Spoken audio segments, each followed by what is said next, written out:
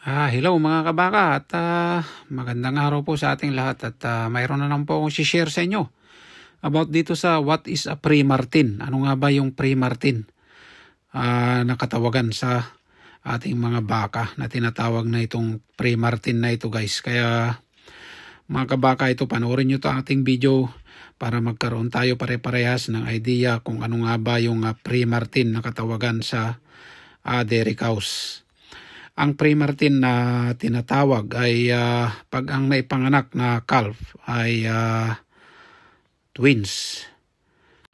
Tulad nito guys, ito ay twins yung anak nito, babae at saka lalaki. At ito nga nakita natin na dalawa yung anak niya at ang kasarian ay babae at saka lalaki.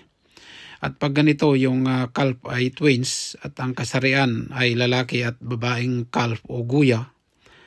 At 90% madalas ay ang babae ay infertile guys. Infertile siya. Kaya ang tawag sa kanya ay pre-Martin. Nangyayari ito dahil sa maagang development sa embryonic. At common ito dahil separate yung embryos o embryos fuse nila at share din sila ng same blood supply. Kaya ito yung pre-Martin.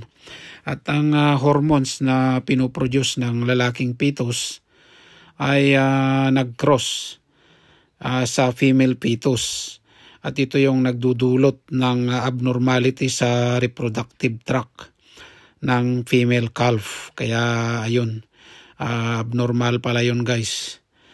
At yung pre-Martin na heifer ay nagdadala siya ng Y o cross chromosome instead na dapat yung typical na para sa babae ay double X chromosomes na tinatawag para sa babae.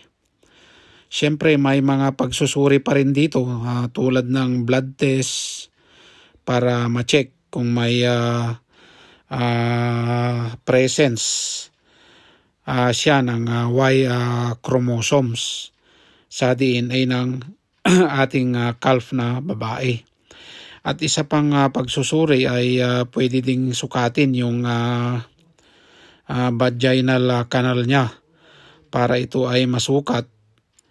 At alam naman natin na ang pre-Martin ay hindi talaga nabubuntis guys. Kaya ito yung tawag pag pre-Martin kal na agad, sabi ng boss namin.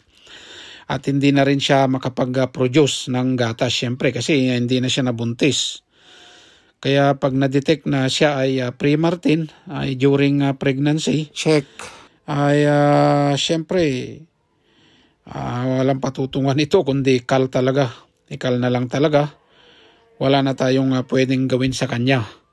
Kasi yung iba kinikip pa nila hanggang maging heifer, hanggang maging breeding ulit para syempre obserbahan nila kung maglalandi ba o hindi. Pero kalimitan kasi pag pre-Martin na-detect yan guys.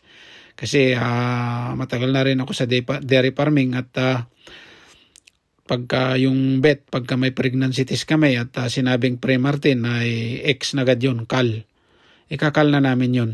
Talagang wala, hindi siya magandang breed. Ayan guys, kaya ayun.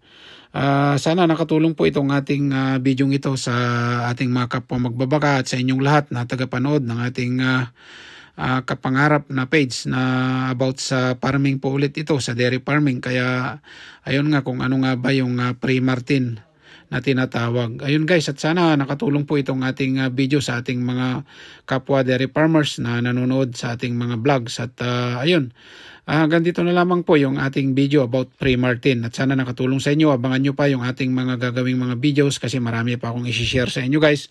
At ayun, follow me for more and don't forget to share po yung ating mga videos para syempre ay makatulong din tayo sa mga ibang nag-aalaga ng mga baka. At ayun guys, hanggang dito na lamang po and God bless po.